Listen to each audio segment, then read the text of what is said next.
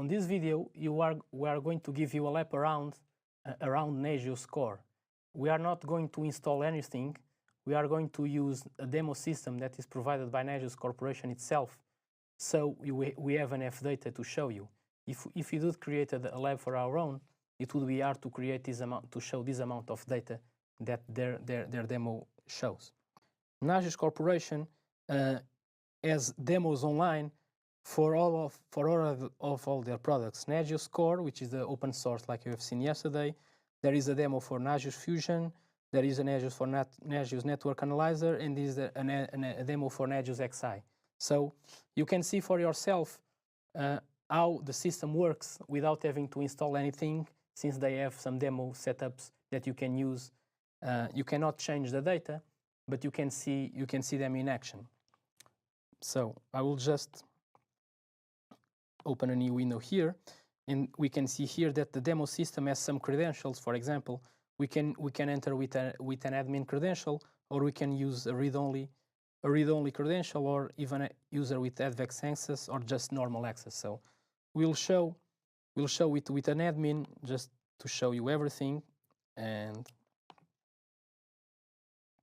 you can see here that there is some kind of information about the other products of the Nagios family.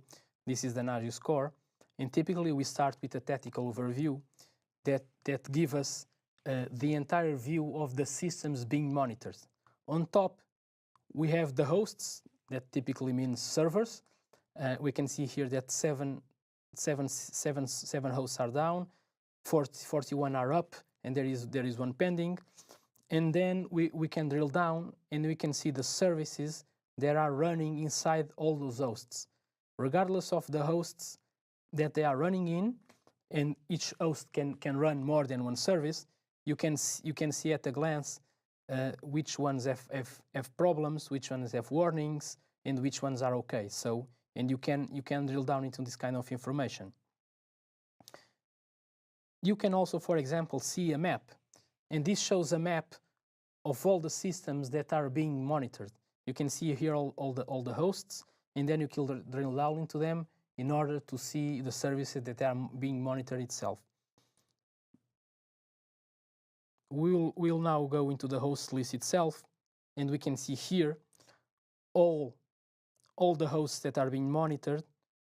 We can see here that we have 1 of 49 matching hosts, so this is the full list. We can see their status. We can sort it by status in order to have a better view. For example, just to have the ones that are down on top so we can see them better. We can see the last date to which there was a check of the status of the host itself, and how much time the system is up. And you can see here the status information, why the host is down. Like that, you can also see the hosts in groups. For example, you can see here the monitoring services Nagios is using. You can see here Linux services. You can see here the network devices, for example, the switches and routers and things like that. And you can see here the Windows service. So this is a kind of grouping that you can do if you want in order to group hosts. But typically, more than hosts, we are also interested in services. So we can see here that this particular server has two services okay. The Windows server is down and it has a critical service that is failing. And you can here see a view of all the services that are running on all the hosts.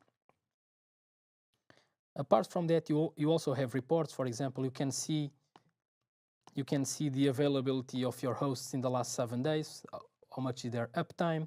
You have other reports, like for example, you can see the alerts that have been happening, their history. You can see notifications that have been sent, and you can see, for example, the event logs for all the things. So this is just a small overview to give you a glimpse of the kind of things that Nagios can monitor for you. You have to configure obviously all the hosts and all the services.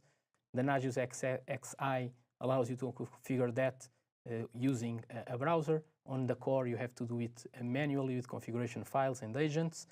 But this is the web administration view where you can monitor and see at a glance how healthy your system is.